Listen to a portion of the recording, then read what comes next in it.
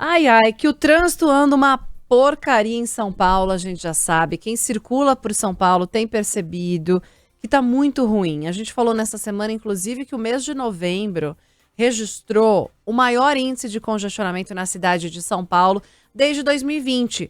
Época da pandemia, a gente teve isolamento, caíram os índices de congestionamento e agora voltou a piorar. E piorou bastante. A média, segundo a CET, chegou a 466 quilômetros nos dias úteis e o pior índice aconteceu às 7 da noite do dia 23 de novembro. Naquele dia foram 1.048 quilômetros de lentidão e o mês em geral foi marcado por temporais que derrubaram muitas árvores pela cidade, fornecimento de energia foi afetado, semáforos que ficaram sem funcionar, isso sem contar nas obras, nas intermináveis obras pela cidade de São Paulo. Bom, para falar sobre esse assunto, a gente recebe hoje aqui no estúdio da Band News FM, no Band News São Paulo, o João Virgílio Merig, que é engenheiro civil, especializado em transportes e professor do Instituto Federal de São Paulo. Professor, obrigada por atender a Band News FM, por vir aqui hoje. Bom dia, tudo bem? Como vai? Bom dia, tudo bem? Eu que agradeço muito essa oportunidade. Primeira pergunta, pegou trânsito para vir para cá? Com certeza, e dentro do túnel. Num sábado, numa manhã de sábado. Numa manhã de sábado, 7 horas da manhã. Pois é, a gente fala que não tem mais dia nem horário, né? Antes você falava, é hora de pico. Agora é sábado, domingo, feriado. Por que o trânsito anda tão complicado na cidade de São Paulo? Eu sei que é um conjunto de fatores, né? Mas queria te ouvir a respeito desses índices que não param de subir. Bom, a questão do túnel, né? A questão dos corredores de ônibus que tem gerado um trânsito tremendo. Vou dar um exemplo, Rua da Consolação, em frente ali à região da Universidade Presbiteriana Mackenzie. A prefeitura está consertando as placas de concreto, correto. Primeiro, ela teria que justificar por que rompeu tão cedo quando passa ônibus. E ônibus são veículos relativamente leves. Okay? Segundo, ela demora uma semana, 15 dias, para fazer o serviço de meia dúzia de placa. Eu vou dar um exemplo. Se nós chegarmos num aeroporto tipo Guarulhos, tipo Congonhas, e tivermos que consertar uma placa, ou 10 placas, ou 20 placas, nós vamos ter, brigando muito, chorando 8 horas para colocar um Boeing em cima. Hoje, o Brasil tem em sua catálogo de tecnologia soluções que você não vai gerar congestionamento. O congestionamento é ruim para todos nós. Você perde tempo seu, tempo útil. A cidade paga caro com a poluição gerada e o transtorno pessoal de ficar preso ali, além de você acabar podendo até ser vítima da violência, como eu fui num congestionamento, né? Aquele camarada que quebra o vidro, tira teu celular e você tem que ficar quietinho. Então, voltando, temos tecnologia? Temos. Eu fico preocupado que a Prefeitura de São Paulo ainda está usando metodologia de 20 anos atrás. Vai, quebra, põe o concreto, espera endurecendo. O concreto endurece hoje para soltar um ônibus em cima 4 ou 5 horas. Então, entre você quebrar, limpar, concretar e liberar, limite 8 horas. Se você começar 9 horas da noite, 6 horas da manhã pode estar passando os seus ônibus em cima e não gerou nada. Isso, inclusive, é uma justificativa da prefeitura para lentidão no andamento das obras, né? O senhor falou do túnel. O túnel Ayrton Senna está bloqueado desde outubro. A previsão é que os serviços lá terminem só no final de dezembro. E nós questionamos muitas vezes a falta de operários, porque quando os motoristas passam por lá, percebem uma faixa interditada e ninguém trabalhando durante o dia. Então, o que a prefeitura diz? Que os funcionários trabalham lá durante a madrugada e, mesmo assim, durante alguns dias tem que esperar o processo de cura, a secagem do concreto. E aí a gente questiona isso. Nossa, mas leva 4 ou 5 dias porque todos os dias passamos aqui e não tem ninguém. Então, o senhor está dizendo que isso leva horas, algumas horas para secar. 6 horas para endurecer o concreto e colocarmos um Boeing em cima. Não é que nós estamos colocando um carro, colocando um ônibus. Nós estamos colocando 20 toneladas numa placa. Os especialistas vão entender rapidamente o que eu estou dizendo. Então, entre você quebrar, fecha, quebra, concreta, espera endurecer e limpa, 8 ou 9 horas. É o que você teria hoje num aeroporto e hoje é uma técnica comum.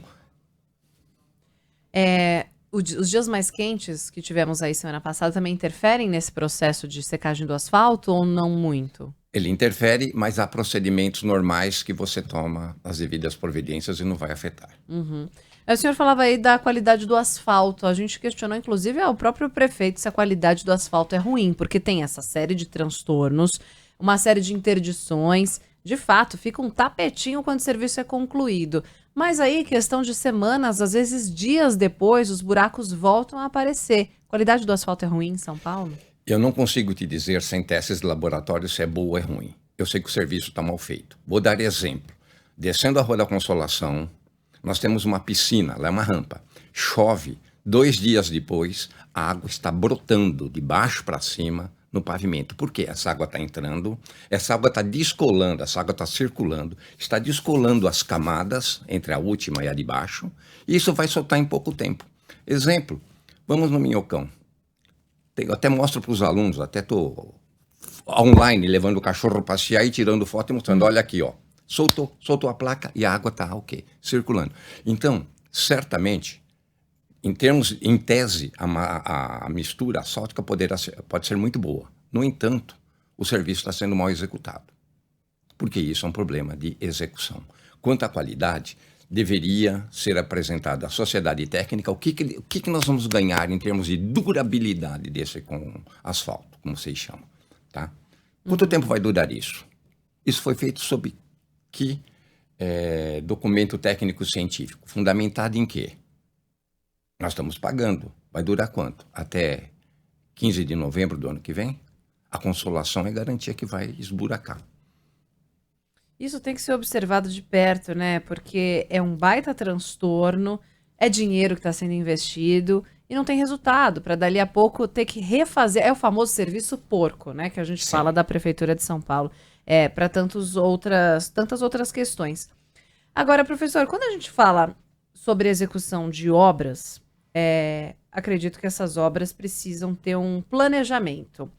E a prefeitura tem sido questionada em relação à execução. De novo, eu sempre falo aqui na programação que nós não somos contra as obras, elas são bem-vindas, são para trazer melhorias à cidade, mas o questionamento é em relação ao planejamento e o fato delas acontecerem de forma simultânea.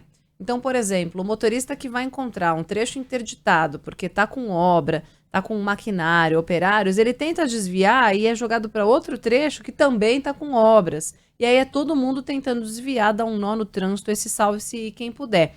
Eu tenho a impressão, até falei aqui na programação outro dia, é como se a pessoa fosse reformar tem 3 banheiros numa casa e ela decide reformar os 3 banheiros. Ela tem orçamento para pagar 3 pedreiros. Em vez de colocar os 3 em um primeiro banheiro, reformar, vai usando os outros 2, termina mais rápido aquela primeira obra, finalizada, parte para o segundo, vai terminar mais rápido, eu tenho a sensação que é como se colocasse um em cada banheiro ao mesmo tempo, e de repente aquela obra que ia durar 1 mês, dura 3 em cada um deles. É mais ou menos isso? Daria para concentrar mais funcionários numa obra só? Qual que é o planejamento que deve ser utilizado para levar em consideração quando a gente faz algo dessa proporção, considerando São Paulo? A gente entende a dificuldade do serviço público. Tem várias empresas. O que ele tem que pôr no seu contrato de licitação são algumas questões. Número 1, durabilidade. E nós, pagadores de impostos e usuários das vidas, sabemos, olha, isto aqui vai durar 6 meses, isso aqui vai durar 60 anos. Eu gostaria de ouvir isso assinado por um engenheiro com a sua respectiva ART, o Acervo de Responsabilidade Técnica. Isso tem que estar na placa. O engenheiro responsável escreveu que vai durar 2 anos. Nós vamos monitorar. Tá? Número 2, planejamento da obra. O que nós sentimos? Não é planejado. Nós sabemos que não tem onde... As máquinas trabalham à noite, no dia seguinte não tem onde deixar guardadas as máquinas, elas ficam tomando uma faixa. Então você tem o congestionamento. E cada dia uma surpresa onde que vão começar. E finalmente nós temos as concessionárias que terminam a pavimentação, aí ela já sai rasgando o pavimento. Então já começou o desrespeito. Será que é difícil? Nós não estamos falando que uma pavimentação tem que ser feita numa gestão, tem que ter um planejamento para 10 anos. Não é? É estranho. Nós vamos ter essas obras, podem marcar aí na agenda, até novembro do ano que vem. Aí acabou.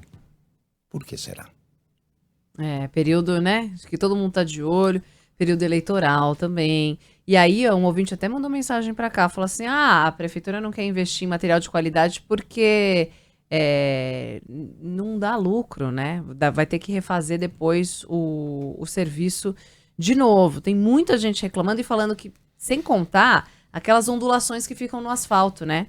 Quando o serviço é feito, quando pega a via toda, você tem tudo um tapetinho. Mas vira e mexe são aqueles remendos. E aí você vai passando com o carro como se fosse um rally. Não é isso, professor?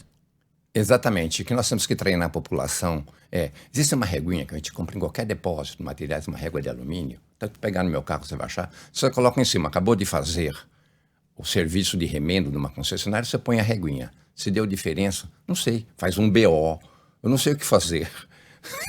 Juro, é coisa elementar. Isso chama-se serviço mal executado, equipes mal treinadas. A gente trabalha com aeroporto. Por que eu falo sempre aeroporto? Porque em aeroporto a gente tem que medir isso e tem um limite de irregularidade. Então, durante a execução, tem alguém medindo. Vai fazer um rasgo devido a uma concessionária precisar, é uma reguinha, R$55. Põe em cima, não tá bom? Arranca e faz de novo. Tem que estar perfeito.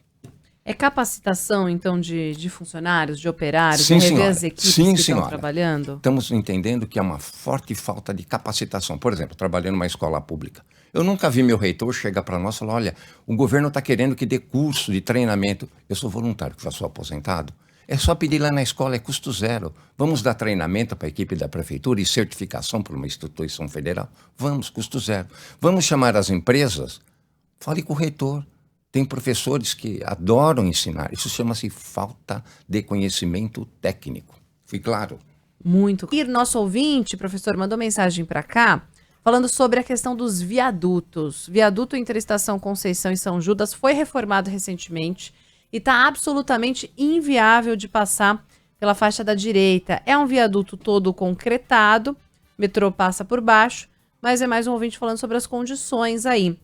A gente, aquela vez que acompanhou um acidente envolvendo um viaduto, quando houve lá uma queda, até aqui a gente fazia reportagem sobre as condições dessas pontes e viadutos de São Paulo, e muitos ouvintes falavam sobre planta crescendo que demonstra uma infiltração, passagem de água, ondulações, pedaços até se dissolvendo, né? Havia uma força-tarefa para verificar a situação dos viadutos que tem muitos anos na cidade de São Paulo. Como é que o senhor tem acompanhado essa situação das pontes e viadutos da cidade? Tenho que acompanhei bem de perto, que eu era o usuário, entre a estação São Judas do metrô e a Conceição. Foi feito ali o reparo. Durou 2, 3 meses. O concreto arrebentou. Não dá. Não quer que durou 20, 30 anos. Vamos falar. O correto era durar 20, 30 anos. Durou 2, 3 meses. Alguém pagou essa conta. Nós. E alguém fiscalizou. Quem foi? Quem aceitou o projeto? Quem fez o projeto? E quem fiscalizou? Cabe à sociedade exigir agora a contrapartida. Pagar e reembolsar os danos gerados a toda a população. É o que eu estou falando no início. Chama-se empresas que tem que ter o seu ART divulgado para todos nós sabermos quem é o engenheiro que assinou. Quer ele seja do governo, quer ele seja da empreiteira. Porque cai tudo no buraco e desaparece. Tá, contou esse caso da Zona Leste. Estou contando o que eu presenciei durante meses a execução. Primeiro, a execução demorou meses. Coisa que daríamos fazer em 2 noites, 3 noites, usando engenharia. Segundo, é para durar 20, 30 anos. Não para durar 2 meses, 3. E mais um ouvinte que acabou de falar desse mesmo viaduto, obra mal feita. O Valdir fala, no bairro São Judas, trecho do viaduto que dá acesso à estação Conceição do metrô, por semanas, meses, ficou em obras, atrapalhando o trânsito. Lá não colocaram asfalto e sim concreto. Faz poucos meses que terminaram e hoje está totalmente destruído. É mais uma mensagem do mesmo ponto que a gente estava falando aqui com o nosso ouvinte. Não aguento mais tanta obra que não chega a lugar algum. Mais uma mensagem que chega aqui. É motorista, o nosso ouvinte. Sou motorista há 17 anos de utilitários e nunca percebi um trânsito tão intenso como ultimamente, né? Ele fala, jamais houve conclusões rápidas. Muitas delas parecem que são para superfaturamentos. Não é possível não haver soluções definitivas. Quando o senhor fala, professor, que uma obra poderia ser feita em dias ou numa noite, o que a gente precisa para que isso aconteça? É reforçar o número de operários, de gente trabalhando? Temos que reforçar tecnologia, rapidamente. Tem um histórico nisso. As escolas de engenharia tinham no passado por volta de 5.000 horas aula. A gente conseguia dar um programa. Depois veio uma redução, alguns governos atrás, para 3.600 horas. Então, hoje, um engenheiro de uma escola top, você não consegue dar todo o conteúdo. É muita informação. Então, o que nós estamos falando? Olha, vai para as especializações, vai para o mestrado, vai para o doutorado. Eu vou parabenizar aqui uma Universidade Federal do Rio Grande do Sul, na Escola de Engenharia, do qual também agora sou voluntário. Lá foi criado o programa de pós-graduação, mestrado e doutorado, em que é online algumas disciplinas, elas são concentradas, então os engenheiros podem fazer um backup do conhecimento. O que está acontecendo? As escolas não conseguem dar tudo que tem que ser dado, eles vão para a prática e usam o quê?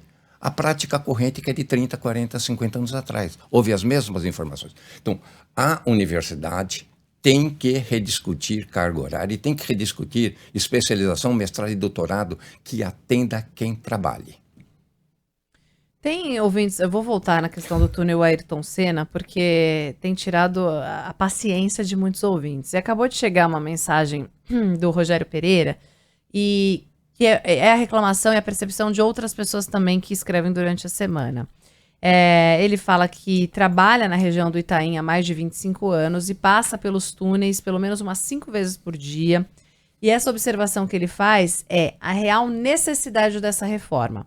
Porque o piso do túnel, segundo o nosso ouvinte, era muito bem feito. Não apresentava nenhuma irregularidade, não tem buracos, não tem trincas.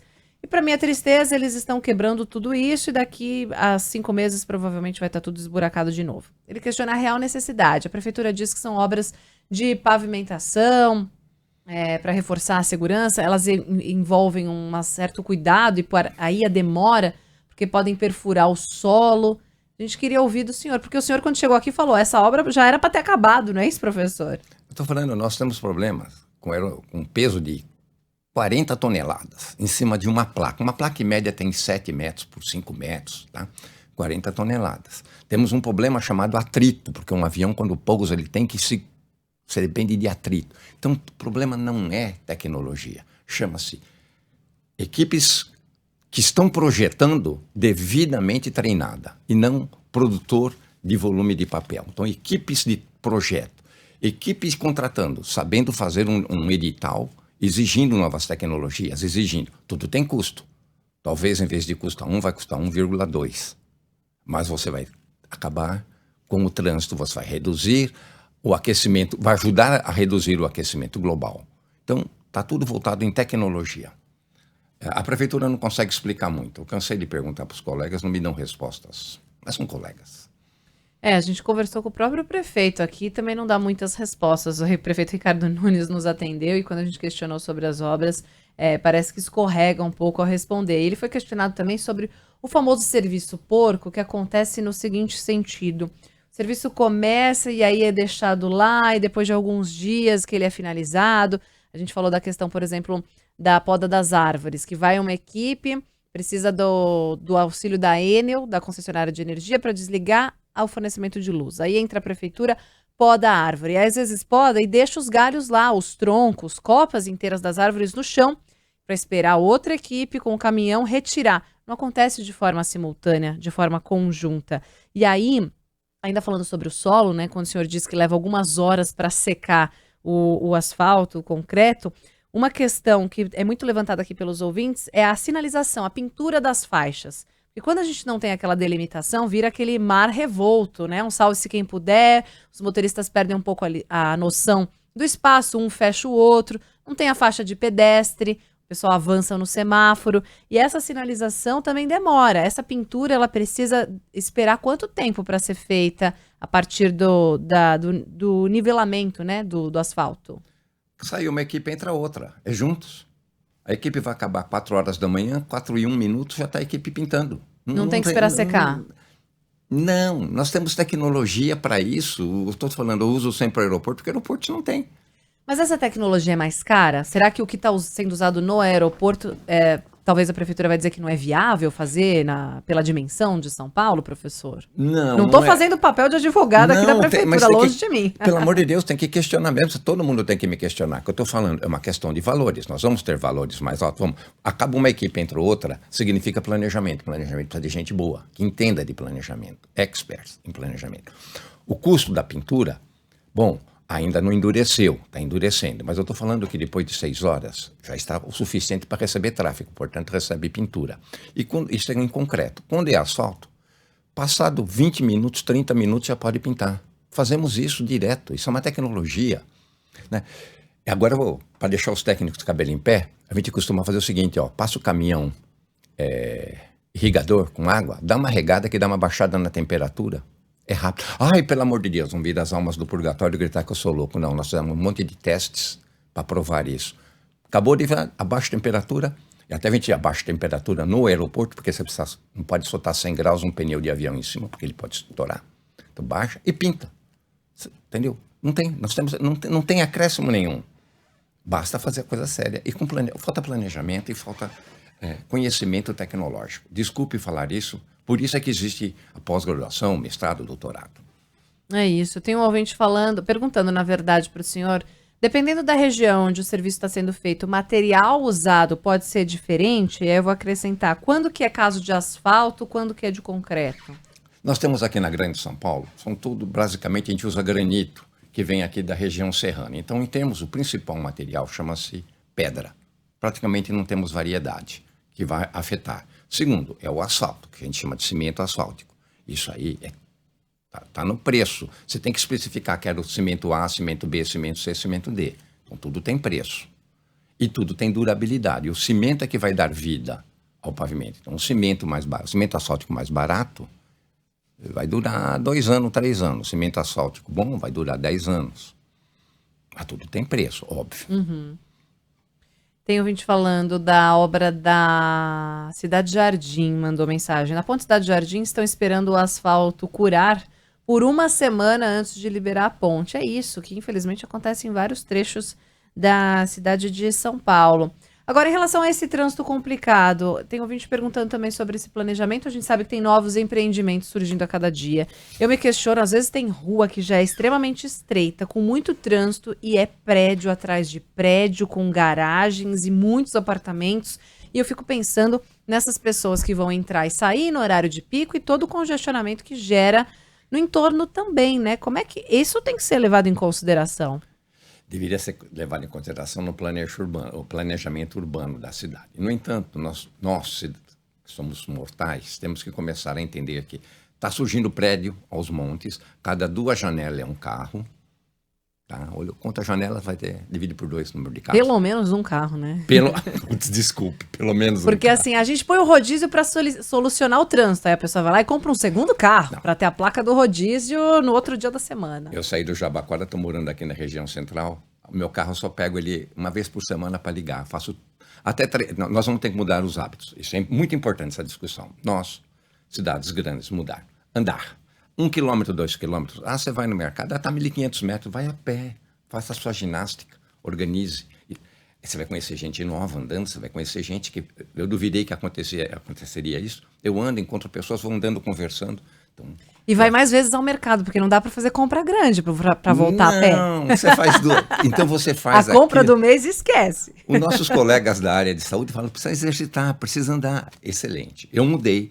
Eu estou há 4 meses agora, eu só pego o carro, no máximo um Uber. Temos que mudar o hábito, deixar o carro em casa. Chama-se metrô, chama-se ônibus. Ai, ônibus, maravilhoso. Isso tem que elogiar a prefeitura, hein? Tá? São limpos. Quando funciona, né? Não, em questão de higiene não há dúvidas, inclusive o metrô, né? Comparado com outras estações, outros... metrôs do mundo, é muito limpo. O problema é que nem sempre funciona, né? Não tem a previsão. As pessoas que têm lá no aplicativo o horário para o ônibus chegar, muitas vezes isso não é cumprido, né? E aí tem uma série de atrasos. Trem sem ar-condicionado, desse calorão de 37 graus, paralisação, as pessoas entrando que nem lata de sardinha. É difícil. Quando funciona, funciona bem. Mas para as pessoas começarem a utilizar o transporte público, ele tem que funcionar bem, né? Então nós temos que cobrar isso e nós tomarmos a decisão de deixarmos o carro em casa. Tá. Desculpe, isso vai contrariar a maioria dos ouvintes, mas é minha visão. E em relação a esse trânsito complicado, professor, o que mais que dá para fazer? Tem jeito? Porque, como a gente falava, são novos empreendimentos, são novos veículos sendo emplacados, até um ouvinte coloca aqui sobre o surgimento de mais carros. Infelizmente, o transporte público não acaba abrangendo a todos. Quem pode, né, quem tem condições de utilizar o carro, vai acabar utilizando o carro. Qual que é a solução para o trânsito de São Paulo? Tem? Acho muito difícil. Vamos lá, vamos pegar as duas principais avenidas. 23 de maio. Tudo bem, você consegue derrubar, fazer, você só aumenta mais uma faixa. Ok, onde termina você consegue dar acesso? Não. Então, se você aumenta a velocidade na via, chega na saída, você tem congestionamento. Assim é na leste, oeste. Foi o que eu falei. Nós vamos ter que fazer mudanças dentro da nossa forma de viver. Ou seja, caminhar mais, andar de transporte público e exigir, e vocês da imprensa têm esse poder de ajudar a exigir, tá? Sempre que eu já fui governo várias vezes, exigir e a gente corre para consertar enquanto é governo. A qualidade do transporte público. Para que a gente sinta prazer de entrar no metrô, sinta prazer de entrar num trem da CPTM e ir até Jundiaí, de trem, com ar-condicionado. A situação é bastante delicada. Perdão, professor. Pode concluir. Vocês da imprensa têm um poder muito forte em bater nisso aí e o gestor público oferecer um transporte de qualidade, quer com ar, respeitando horários, quer maior número de veículos nos corredores de ônibus, nos corredores de trens. E nós fazendo a nossa parte. Vamos reduzir, vamos andar 1 quilômetro. Chegar no final do dia, hoje andei 5 quilômetros a pé. Fui na reunião, voltei. Nossa, que maravilha. Tem ouvintes falando aqui de algumas obras. A da Santo Amaro também está interminável, gerando muito congestionamento. O ouvinte pergunta, é impressão minha ou a obra da Santo Amaro parece que estava em fase final, resolveram desfazer e fazer tudo de um jeito diferente? Eu vou entrar nessa questão da qualidade da capacitação de funcionários. Ontem a gente teve, infelizmente, um caso triste de um funcionário terceirizado da Sabesp que estava trabalhando na obra da Avenida Santo Amaro, era a parte da obra da rede de esgoto, e abriu-se uma cratera.